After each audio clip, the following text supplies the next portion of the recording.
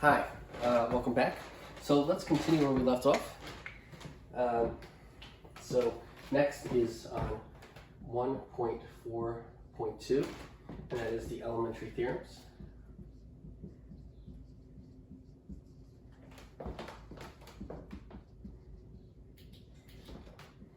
Okay, so the elementary theorems. So these are derived from the axioms of probability. So theorem 1.1. The probability of the empty set is 0. And so the proof of that is, well, if you take the empty set and you union it with the sample space or universal set S, that's equal to S. And that implies that the probability of the empty set union S as disjoint sets would be the probability of the empty set plus the probability of S. These are mutually exclusive events because their intersection is empty, right? And so the intersection of those two is empty. That implies that they're mutually exclusive.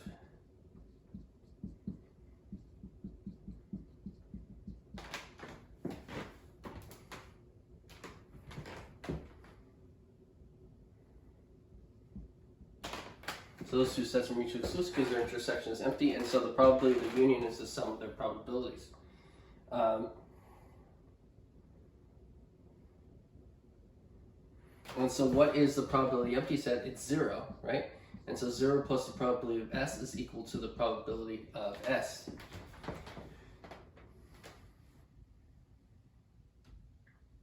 Oh, sorry. Sorry. I'm confusing what I'm trying to prove here. Okay, so the probability of the empty set union S is the probability of the empty set plus the probability of S. Well, what that implies, this equation, well, the empty set union S is S. And so it's saying the probability of S is equal to the probability empty set plus the probability of S. It's the only way something can be equal to itself plus something else is if that something else is 0. That has to be 0. And so that implies that the probability of the empty set is 0. And now we're done. Okay. So I'm boxing this to point out that's what you want to look at. Now here I'm boxing the answer. So maybe instead of boxing, I'm going to underline it. So look at that. That thing should be 0. That's what you could choose. And so we prove theorem 1.1, and mathematicians would use this box thing to denote the proof.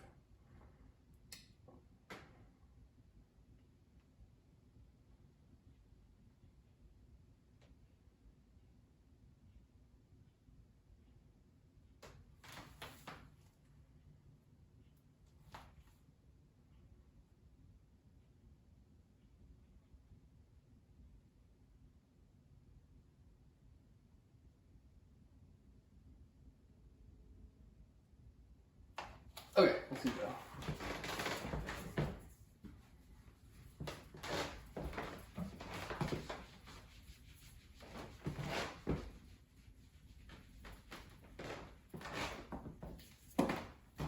Theorem 1.2.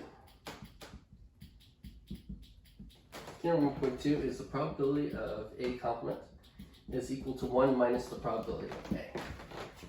Okay, so the proof of that theorem is, well, A union A prime is equal to S.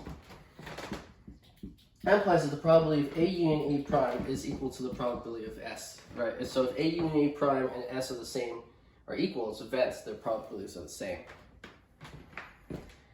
And so I'm going to label this equation as fact 1.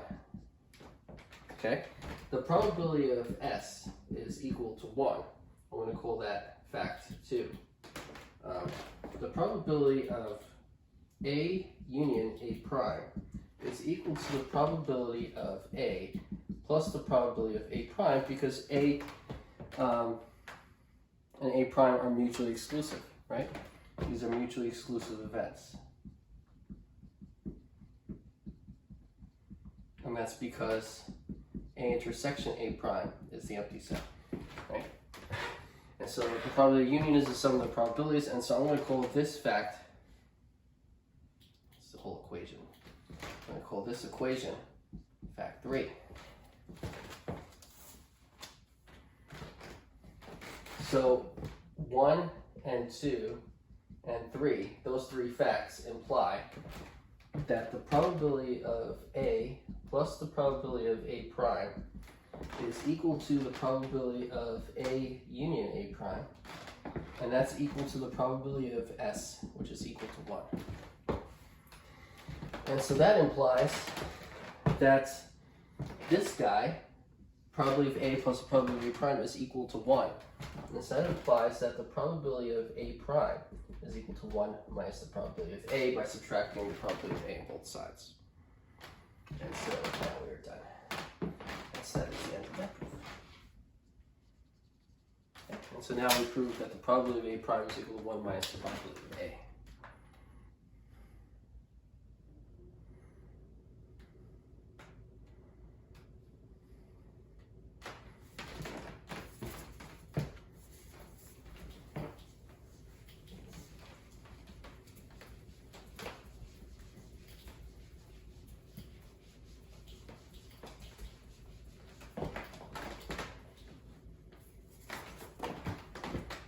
Okay, Theorem 1.3.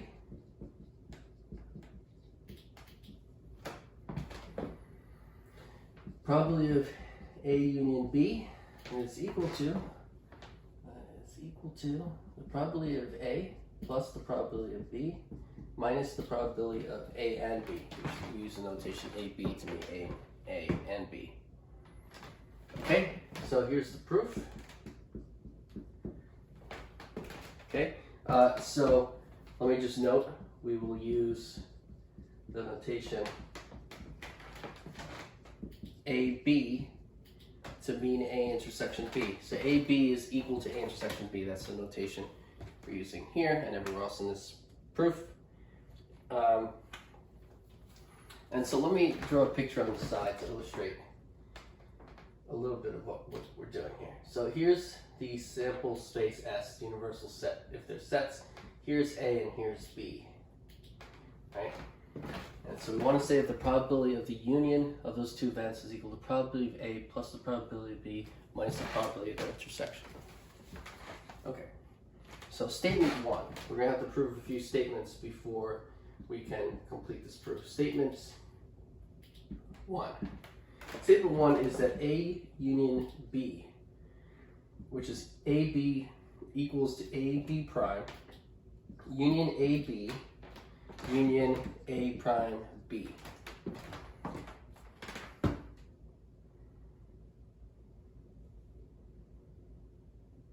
Well, sorry, that's just not proving this. We're making that statement. A union B is equal to AB prime, union AB, union A prime B.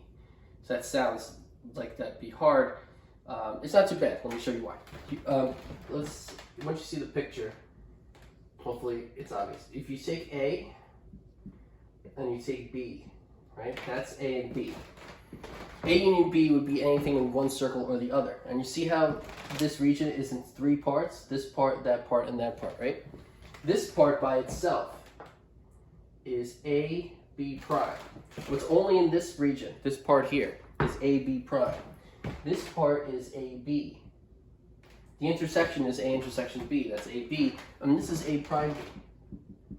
And so if you split up A union B into 3 disjoint sets in this way, you could say that A union B is this region, union this one, union that one. The disjoint, and they make up all of A union B. That would be AB prime union AB union A prime B. This.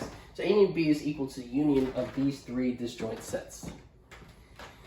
Okay, so what this implies is that the probability of A union B is equal to the probability of AB prime union AB union A prime B.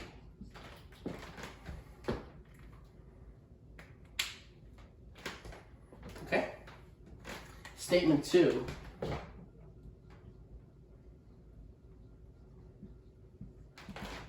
So statement 2 is that A is equal to A B prime union AB. And so let's draw a picture of a diagram to illustrate that. Here's S, and now we still have A and B. Now here's A and B. Now if I were just to talk about A, I could say it's the union of this region and that region. They're disjoint. And so this is AB prime.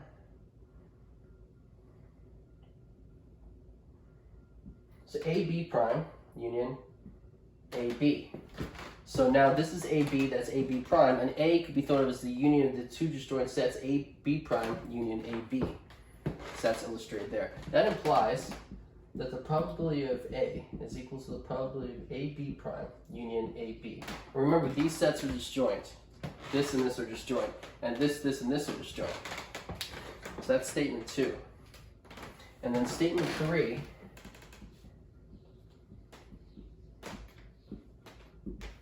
Statement 3 is that B, a very similar situation, B is equal to AB union A prime B. And so I'm going to illustrate that. I'm going to put the picture here. Still put it here. I'm going to continue the pattern of where I place pictures on the board. So here's A, and here's B, right? The subsets of S. B is the union of the disjoint regions AB and A prime B. So that's AB and that's A prime B, and the union of those two disjoint sets is all B. So B equals AB union A prime B.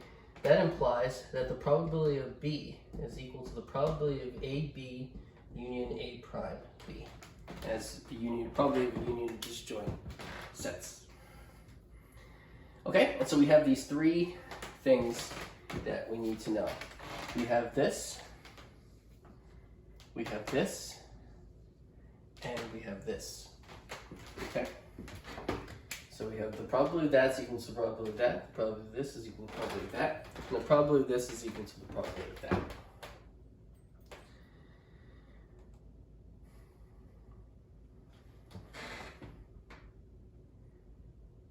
Okay, so these are our three equations we have so far. We're going to use them to do the proof.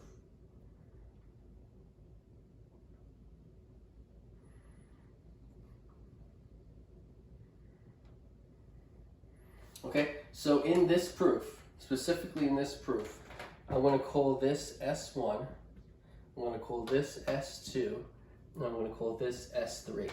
So if I refer to S1, S2, or S3 as the reason for something, I'll be referring to this equation, or that equation respectively.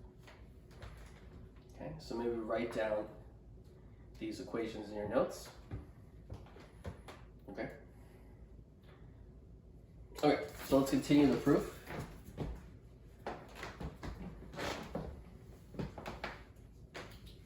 Okay, so I'm continuing the proof.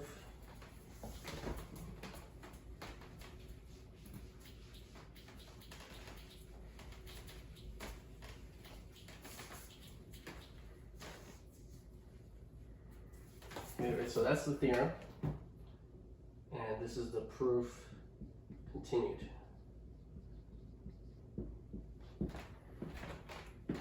So, using statements S1, S2, and S3, and Axiom 3, we get. And so, let me put as a note here. Remember Axiom 3, just to summarize, Axiom 3 was that the probability of A union B is equal to the probability of A plus the probability of B, where these are mutually exclusive events. Right? So this was part A of Axiom 3.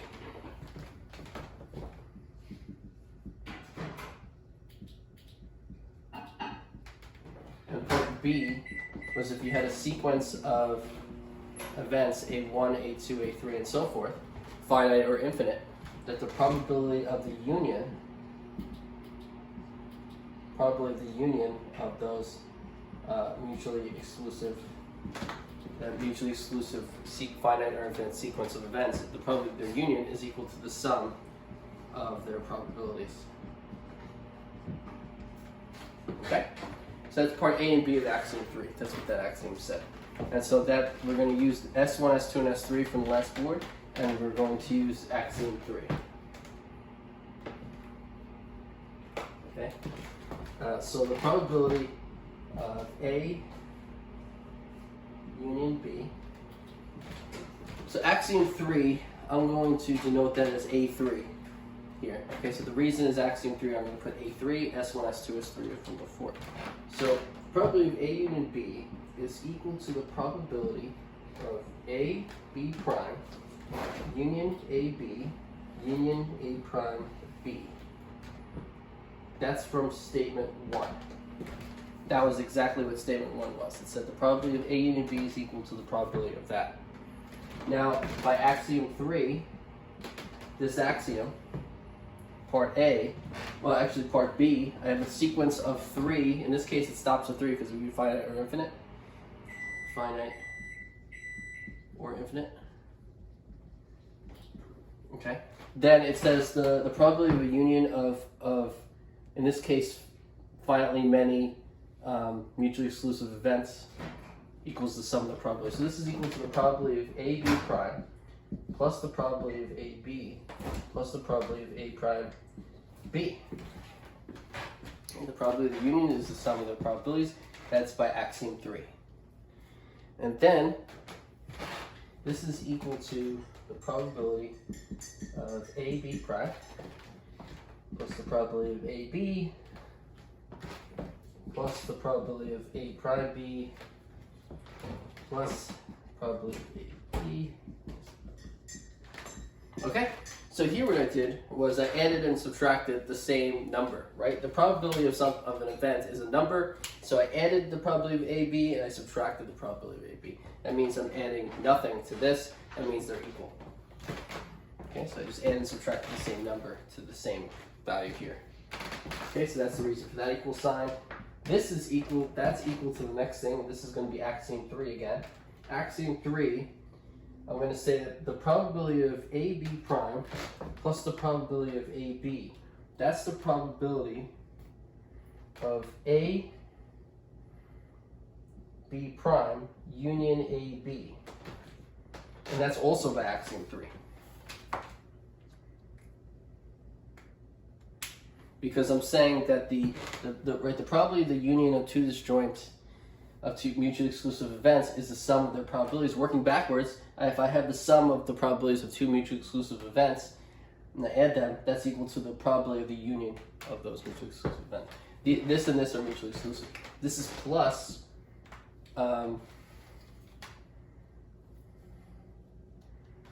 plus the probability of A prime B union AB. And that's because, again, by axiom 3 for this also, this is the sum of two mutually exclusive events because an element cannot both be in A and B and A prime B, because then that would mean if it was, it would be in both A and B. That can't happen. So these two are mutually exclusive, so the sum of the probabilities is the probability of their union. And then that's minus the leftover probability of AB we have at the end here. So I needed this P of AB for this, and then I also subtracted, so I have this left over. Now this is equal to, by statements 2 and 3, by S2 and S3, I can say that the probability of AB prime union AB is equal to the probability of A. That's the probability of A. Plus the probability of A prime B union AB, what's not in A and in B, or in A and B, that's B. This is the probability of B, that's by statement 3. Statement 3 said the probability of this is that. Statement 2 said this is that. So I just substituted this for this because they're equal, and this for that because they're equal by S2 and S3 respectively. And then minus P of AB at the end still. And we're done. So what we showed is that the probability of A union B here is equal to P of A plus P of B minus P of AB there. And so that's now proved, and the proof is finished. Done.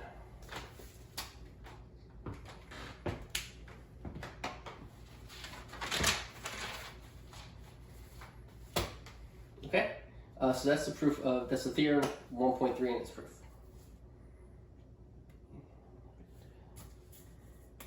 Next problem.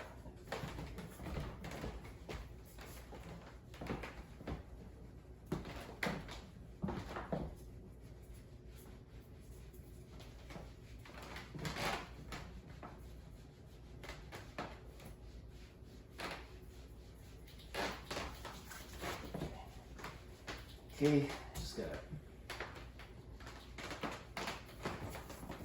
Okay, so now the next thing is example 1.5. And so example 1.5 says events A, B, and C have probabilities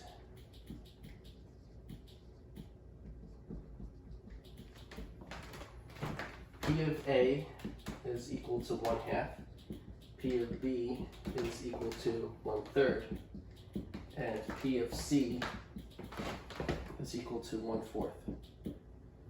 Further, also, A intersection C is equal to the empty set. B intersection C is equal to the empty set. And the probability of A intersection B is equal to 1/6. Find, so in part A, we'll find the probability of A intersection B prime. So I'm going to go to AB as being A intersection B again. Okay, so events A, B, and C with probabilities P of A is 1/2, P of B is 1/3, and P of C is 1/4. Also, A intersection C is the empty, B intersection C is empty, and the probability of A intersection B is 1/6. Find the probability of AB complement. Okay, so AB complement is the same as the probability of A prime union B prime.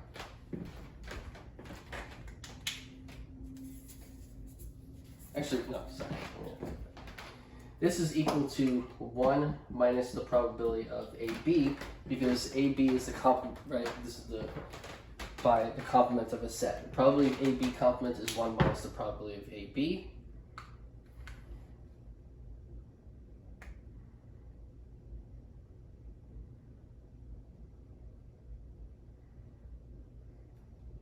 Okay, and it says probability of A and B is 1/6. So this is 1 minus 1/6. That's 5/6. That's it, we're done. That's good. B.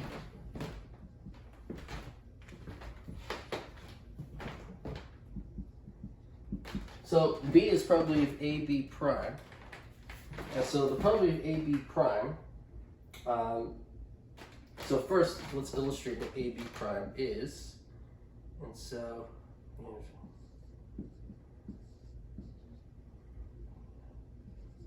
so that's AB prime. So you have AB prime. Okay, so we want to find the probability of that. And so it's just AB prime is actually equal to A minus AB. Actually, let me put it over. That's AB prime. And so you could say AB union AB prime is equal to A. And these are mutually exclusive.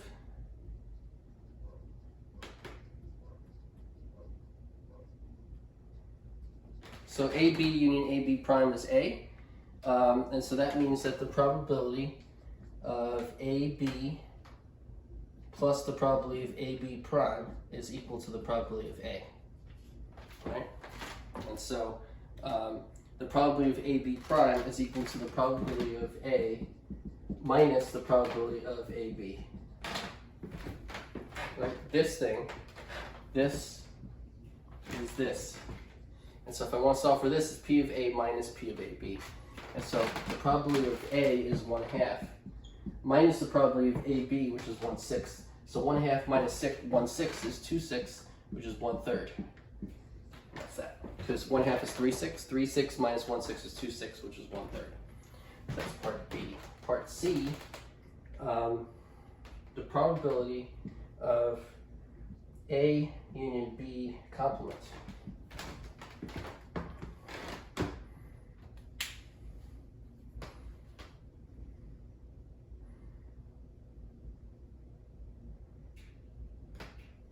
Okay, so let's do 1 minus the probability of A union B. Because probability of union B complement, 1 minus the probability of A union B.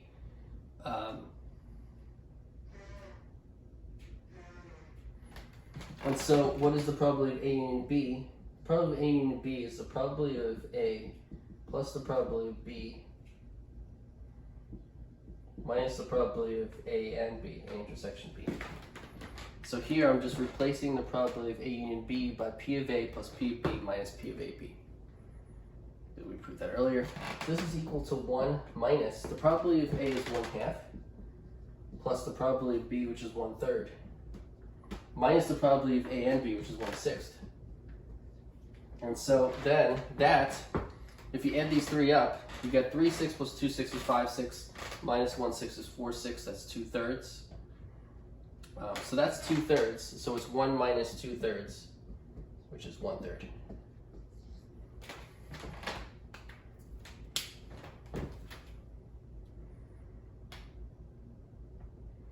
Okay. So that's also 1/3, that's 1/3, that's 5/6. Okay, so that's A, B, and C. Let's keep going.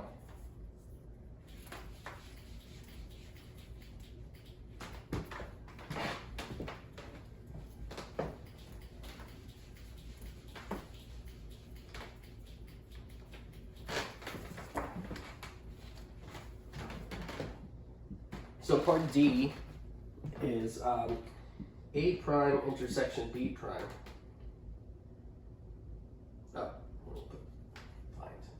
We want to find in part D the probability of A prime B prime.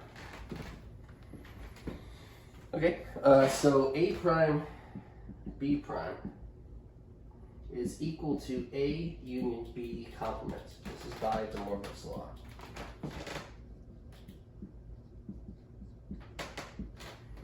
Okay. This is A prime intersection B prime, and that's equal to A union B prime by De Morgan's law. Okay, so this implies that the probability of A prime B prime is equal to the probability of A union B prime. That's equal to 1 minus the probability of A union B. Actually, okay, we already got this in the last question. We found the probability of A union B prime is equal to 1/3. We'll set it down with this one also. Okay, and so the key trick is here. You apply De Morgan's law, and A prime B prime, A prime intersection B prime is equal to A union B prime by De Morgan's law. Right? De Morgan's law, remember, said, what De Morgan's law said was that A union B prime is equal to A prime intersection B prime, and A intersection B prime is equal to A prime union B prime. And so the one we're using here is this one. De Morgan's law has these two equations. We use the first one, A union B prime is equal to A prime intersection B prime. And I'm using this notation instead of that one. Okay, so that's part D.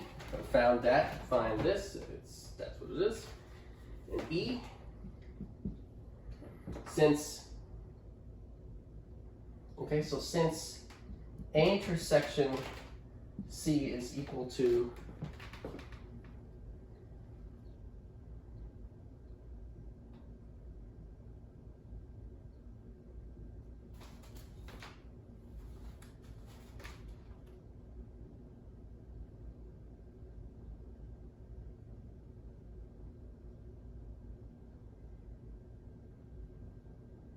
so we're given that A intersection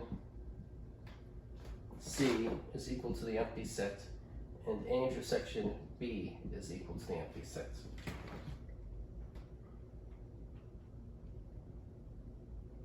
Yeah, right here. Okay, so we're given that those two things are the empty set, and we want to find the probability of A union B union C. Probability of the union of those three sets. So the empty set is equal to A union C union B intersection C. Oh, sorry, A intersection C union B intersection C.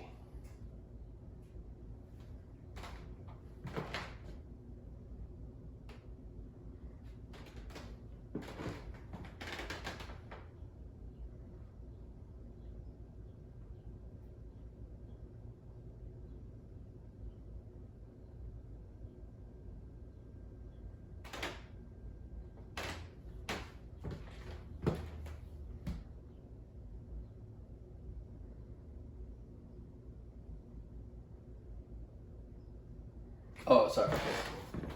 Okay. Since A intersection C is the empty set, A intersection B is the empty set. So let me draw a picture of that. So if you have your Venn diagram here, and you have set A, you have set B, and you have set C, then A intersection C is the empty set. That's where they intersect. There's nothing there. B intersection C is the empty set. There's nothing there. And B intersection C is the empty set there. So we want to, and so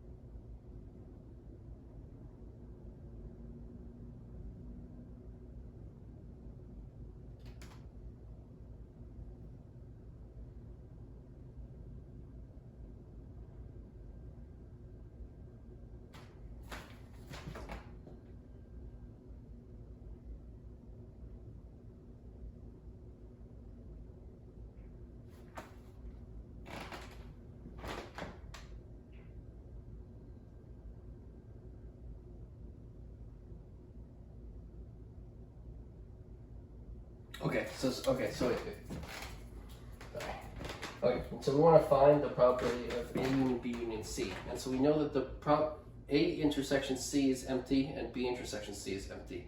That means if I take A union A union B and C are mutually exclusive.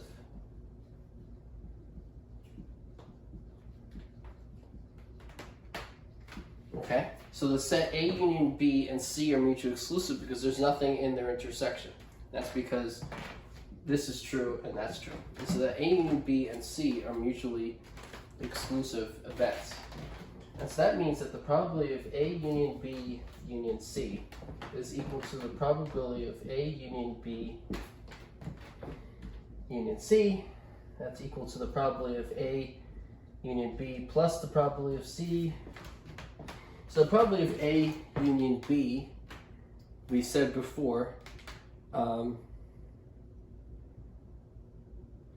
okay, so we said before the probability of A union B complement was 1/3.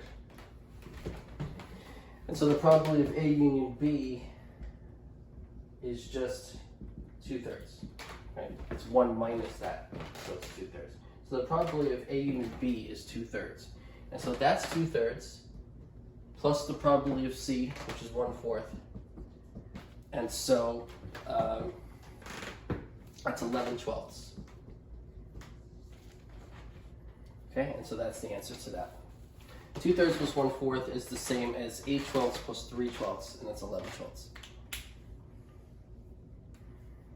Okay.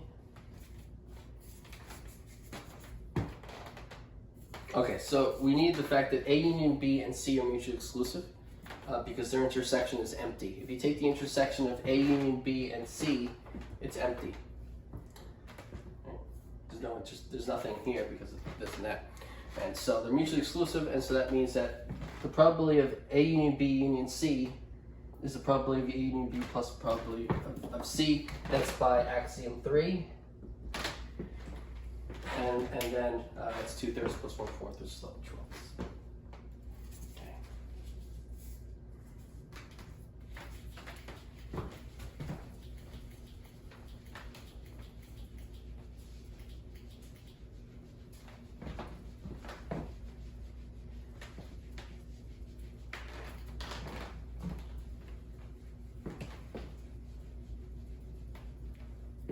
Okay, good. Theorem 1.4. So theorem 1.4 is if sample space capital S consists of a finite number capital N of sample points, and of each subset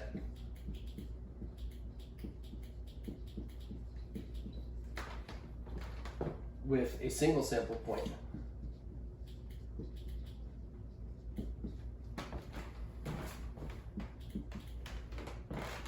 is an event with probability 1 over capital N, then for any event capital A and S, the probability of A is equal to n sub A over N, where n sub A is the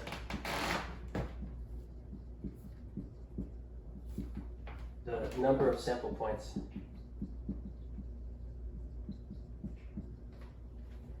in the event A. Okay, so that's theorem 1.4.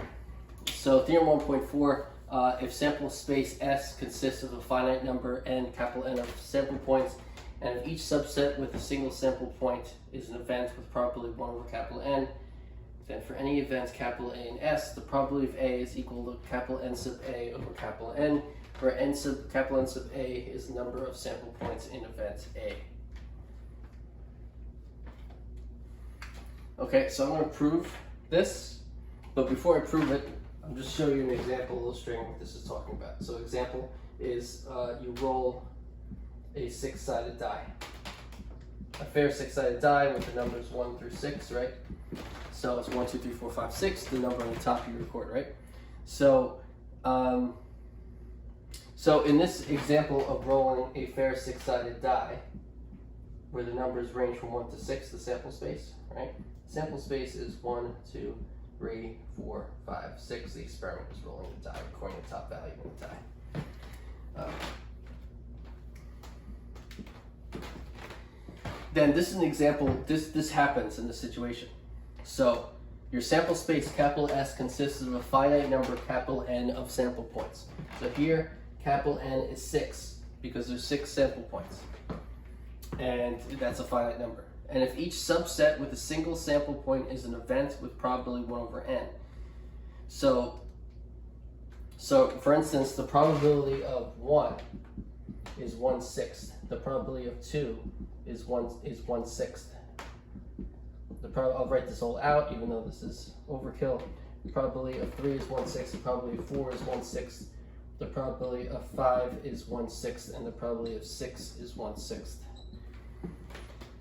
Right? So if each subset with a single sample point is an event with probability 1 over capital N, so that means all the possible subsets with a single sample point of this sample space should be 1, 2, 3, 4, 5, or 6, right? So the set contains only 1, only 2, only 3, only 4, 5, or 6.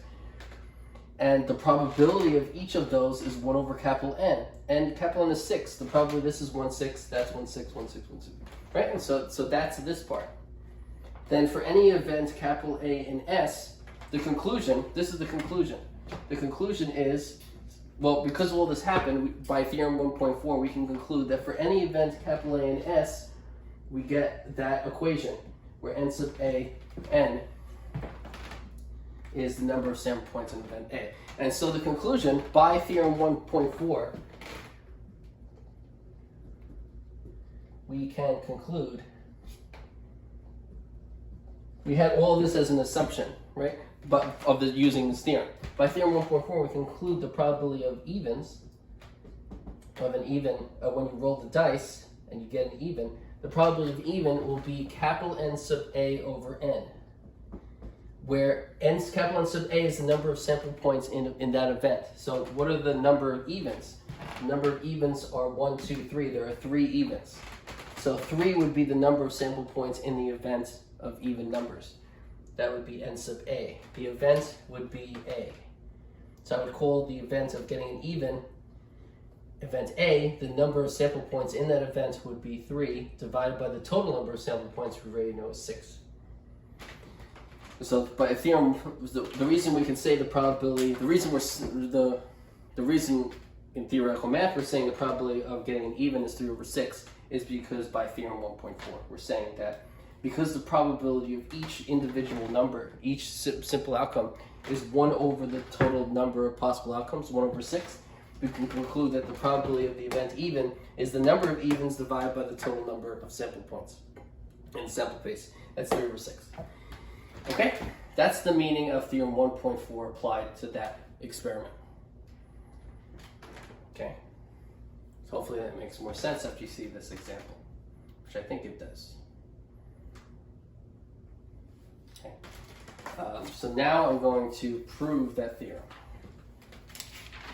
So what I'm going to do is I'm going to keep the theorem, and I'm just going to write at the bottom here, and I'm going to write down the proof here. It's probably better if you can see the theorem while I'm writing the proof. Proof. Let S1, S2, S sub n sub k. N sub A, sorry. S1, S2 to Sn sub A be the sample points in A.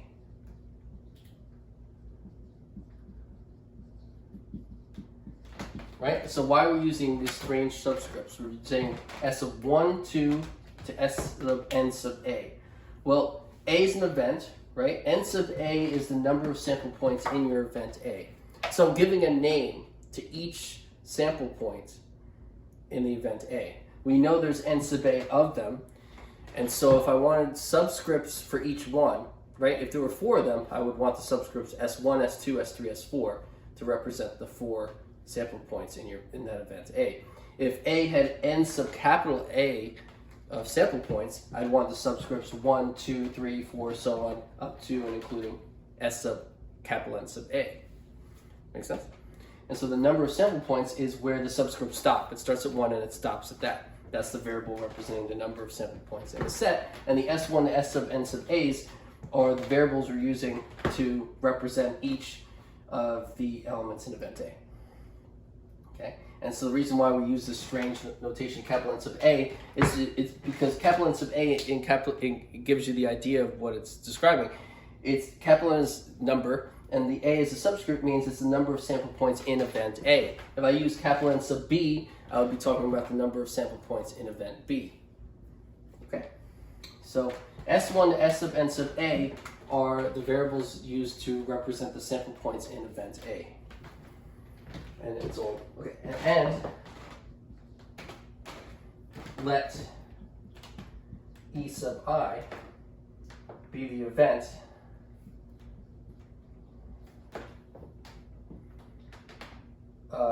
of a single sample point.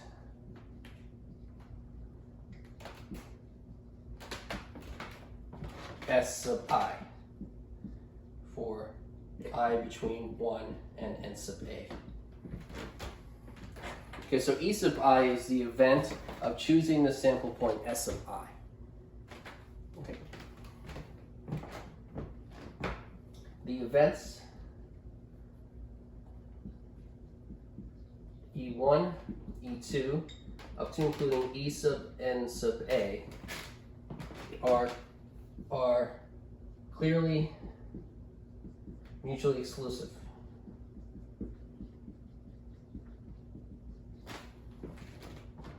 Okay, so why is it clearly mutually exclusive, right? It looks difficult, right?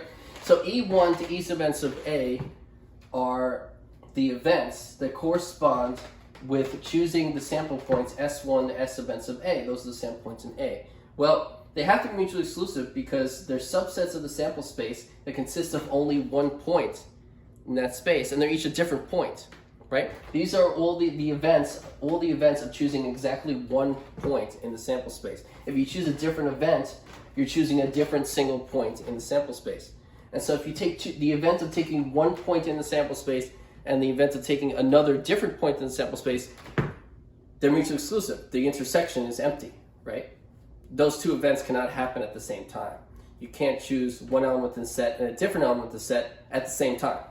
And so all those events they're clearly mutually exclusive. And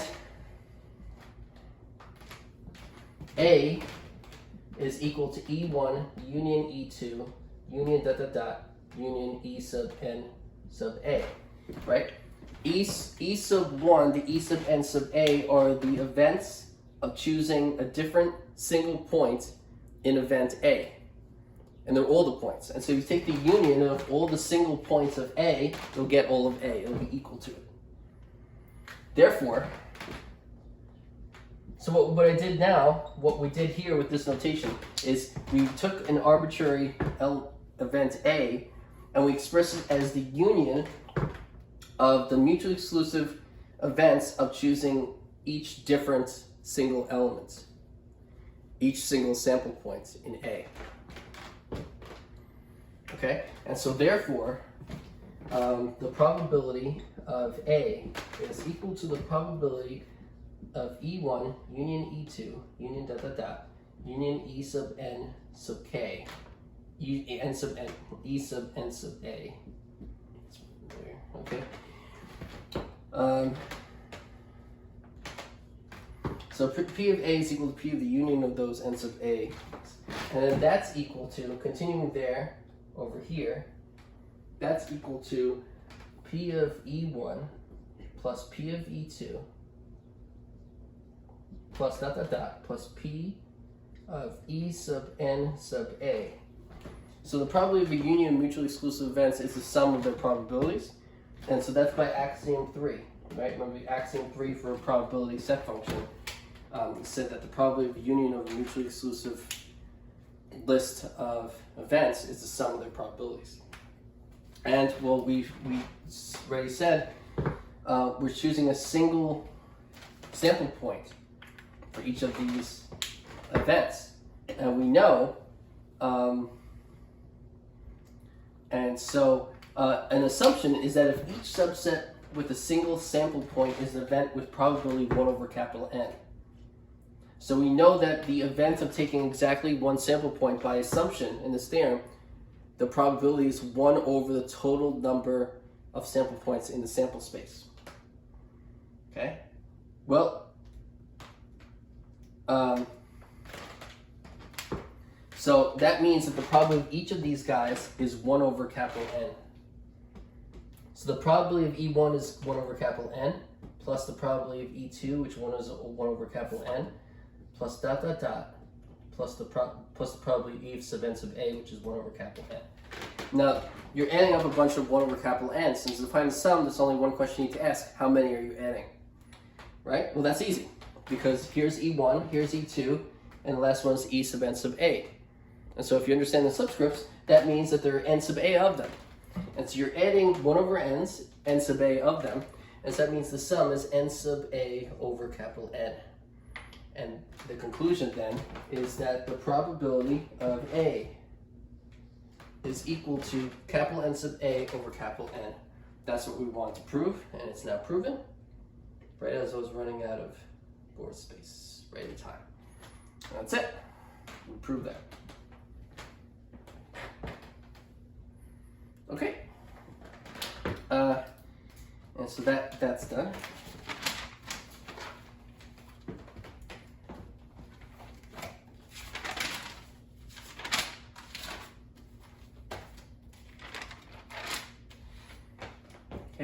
Okay, so let's keep going. So that's the theorem 1.4 and its proof.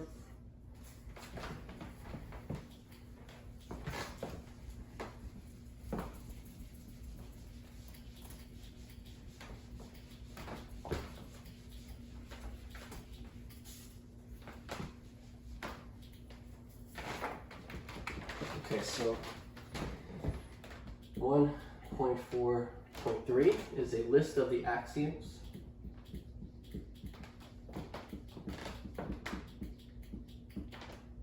and theorems.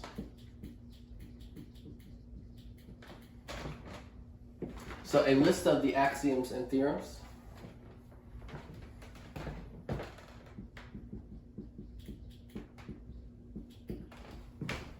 So 1.4.3, a list of the axioms and theorems. Axiom 1. So I'm just going to list them. 0 less than or equal to P of A less than or equal to 1 for all events A in sample space S. Axiom 2.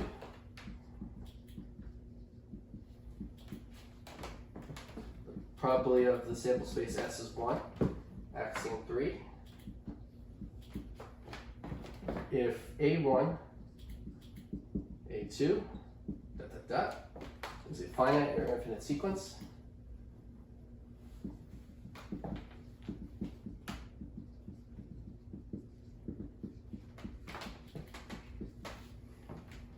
of mutually exclusive events,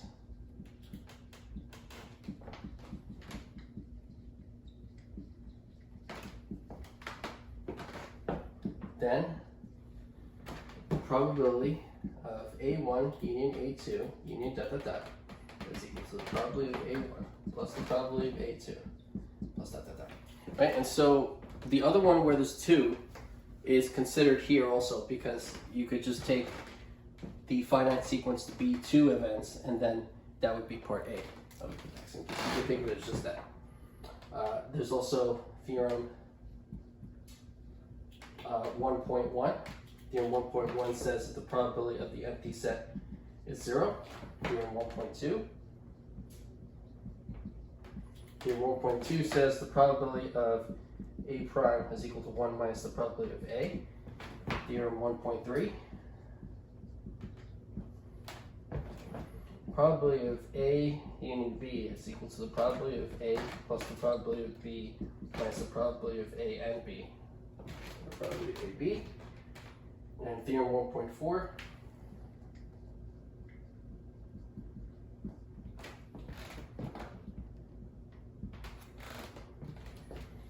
If capital S consists of finite number of equally probable sample points,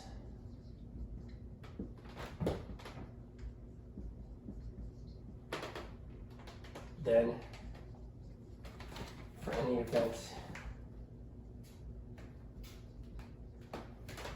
capital A and S, the probability of A is equal to capital N sub A over capital N, where capital N sub A is the number of sample points in A.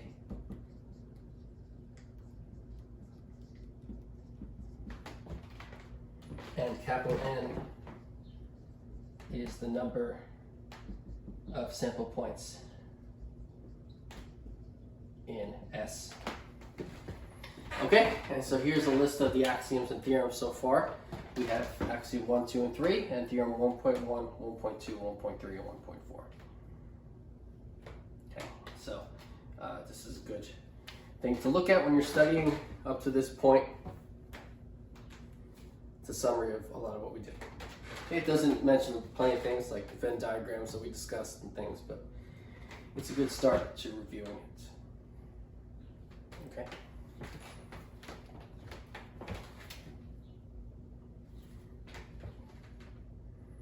Okay, so I'll leave that there a little bit of time so you can look at it. Okay.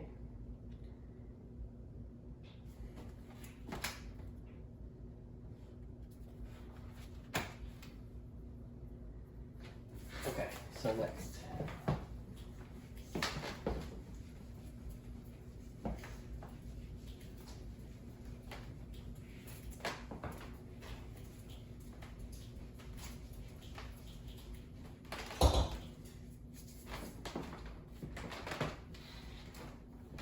Okay, so 1.4.4, the assignment of probabilities to key events.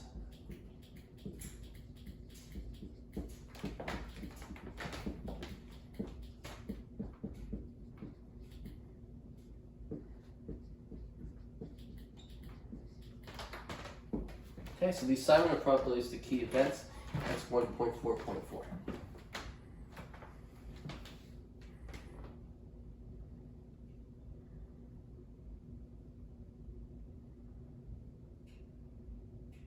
Okay, so this is, we're going to see an example where you need to use subjective probability. You need to take an educated guess as what the probability of certain things are in order to derive the probabilities of more complex things, which you have no idea what the probabilities are. And so let's look at example 1.7. Helen feels her odds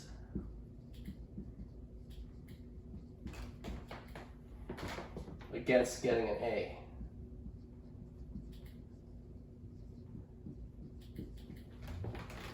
in biology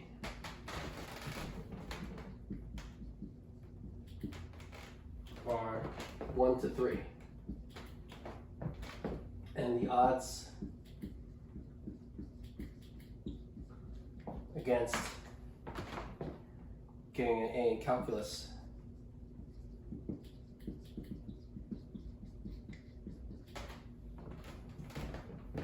are 1 to 4.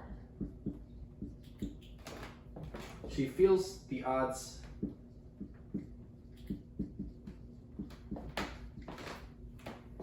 against getting an A in both courses are 2 to 3.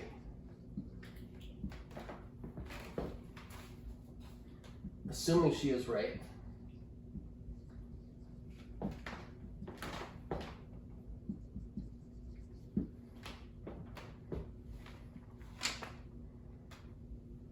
find, and so in part A, we're going to find the probability that Helen gets at least one A.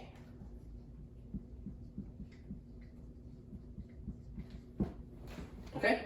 So example 1.7, Helen feels her odds against getting an A in biology are 1 to 3, and the odds against getting an A in calculus are 1 to 4.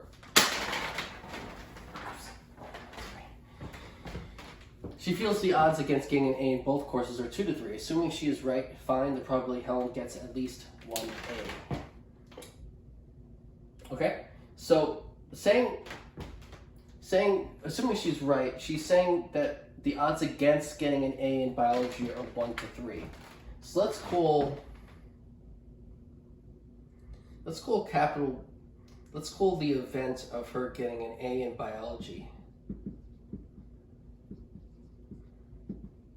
Let's call that event capital B. Capital B will be getting an A in biology. B for biology, not A. Okay. Her getting an A in biology. We write getting. B is going to be the event of getting an A in biology. Okay, let's call capital C the event of her getting an A in calculus. C for calculus.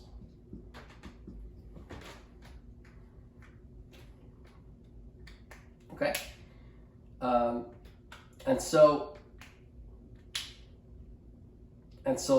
let's figure this out. So then it says the odds against getting an A in biology are 2 to 3. So that's the probability of her not getting an A in biology is 1/3. So the probability of B prime, the probability of her not getting an A the probability of her not getting an A in biology, the odds against her getting an A in biology are 1 to 3. That implies the probability of B is 2/3. And so right now I'm just gathering information about the problem. the odds against getting an A in calculus are 1 to 4. That means the probability she doesn't get an A in calculus, the probability of C prime, is 1/4, because it's 1 to 4. Oh, sorry. Sorry, let me fix this. It's not. Okay. 1 to 3 means that it's 1 over 1 plus 3, which is 1/4. Okay. Because the odds against her getting an A in biology are 1 to 3. That means that for every one time she didn't get an A in biology, there would be 3 times she did. And so 1 out of every 4 times she doesn't get an A in biology, right? For every one time she gets an A, there's 3 times where she doesn't.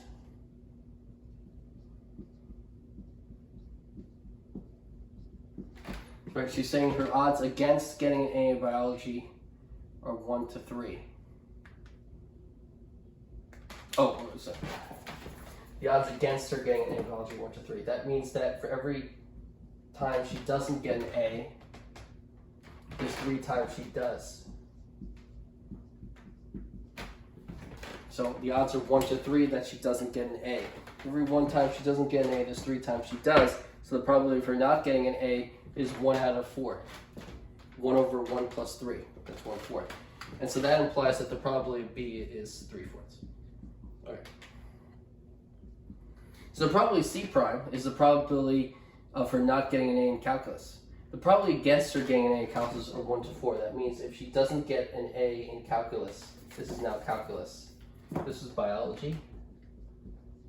This is calculus. So against her getting an A in calculus, 1 to 4. So if she doesn't get an A in calculus, every one time she doesn't, there's 4 times she does. And so that means the odds of her not getting an A in calculus are 1/5, or 1 over 1 plus 4. That's 1/5. And that implies that the probability of getting an A in calculus is 4/5. So now we see the probability of getting an A in biology and getting an A in calculus.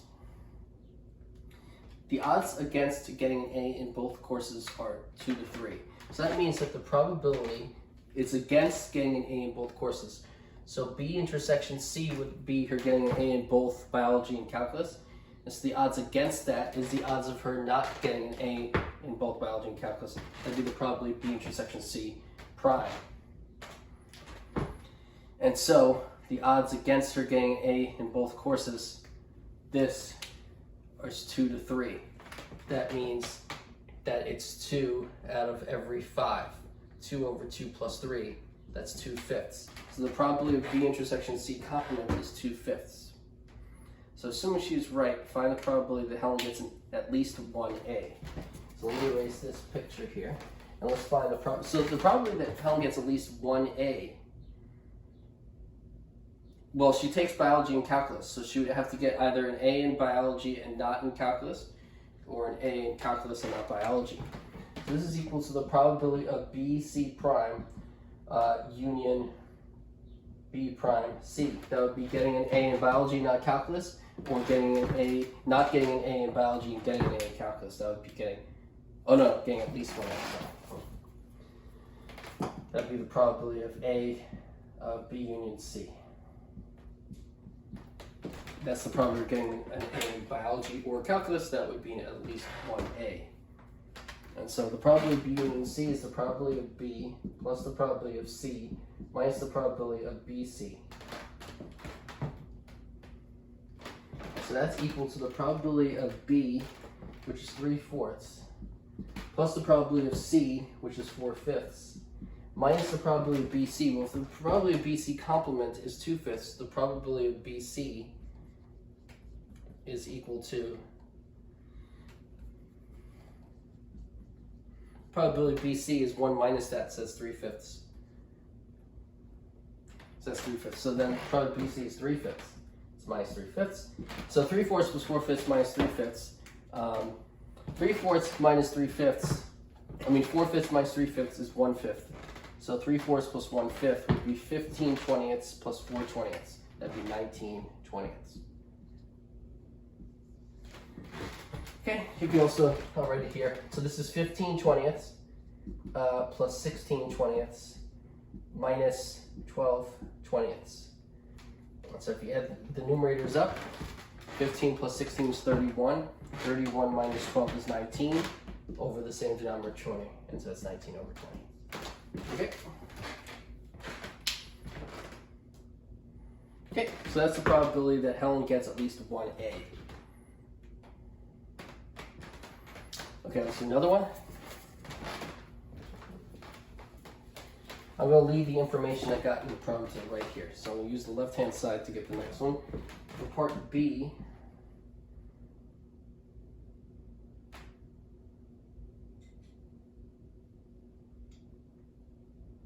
what's the probability of no A's? That she doesn't get an A in biology and she doesn't get an A in calculus. That would be the probability of B prime and C prime, or not getting an A in biology and not getting an A in calculus. Okay, so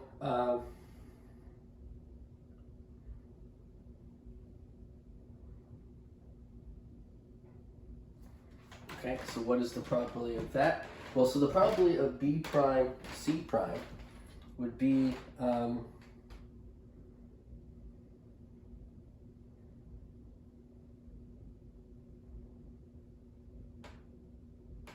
let's do it this way.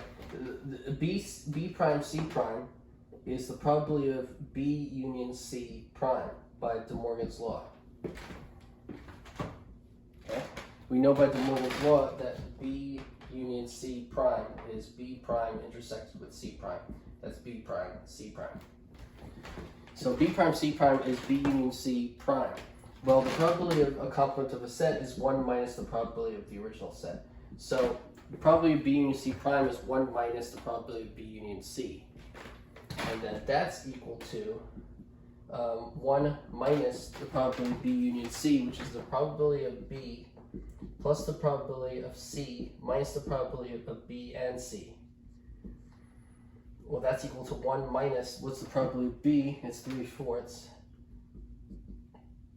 Plus the probability of C, which is 4/5.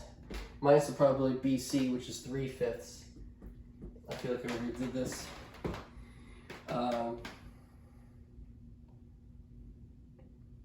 Yeah, so we already do it again. 1/5, that's 19/20. So 1 minus 19/20 is 1/20. And the answer is 1/20. No, probably no A's is 1/20. So actually, this is silly. We could have just done the probability of no A's is equal to 1 minus the probability of at least 1A. So the problem no A's is the complement of at least 1A. So that's 1 minus the probability of at least 1A, which we said was 19/20. And so that's 1/20. There's two ways to get the answer. Okay, the answer is 1/20. Okay, that's part B.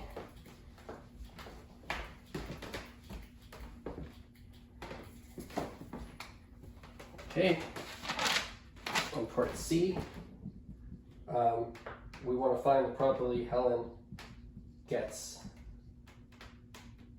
only 1A. She wanted 2 A's, so Helen's not very happy that she only got 1A. But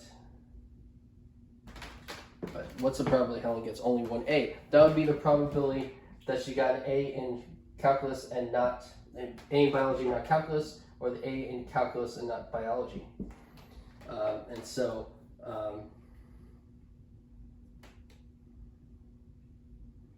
that's the same as A union B minus. Well, so actually, so B union C is equal to BC prime union BC union B prime C. And so what we want is this and this. And so the probability of this union that is the probability of B union C minus the probability of BC. And so the probability of B union C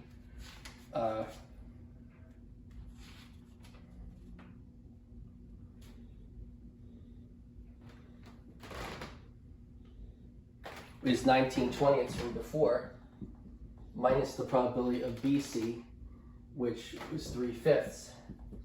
And so that would be 7/20ths. As a decimal, that's 0.35. Okay, so the probability B union C is 19/20ths, we found before, minus the probability BC, which is 3/5. And so then that's 19/20ths minus 12/20ths, and that's 7/20ths, which is 0.35. So probably she gets only one A is 0.35. Okay, so that's the end of that example. And okay, so we'll stop at example there.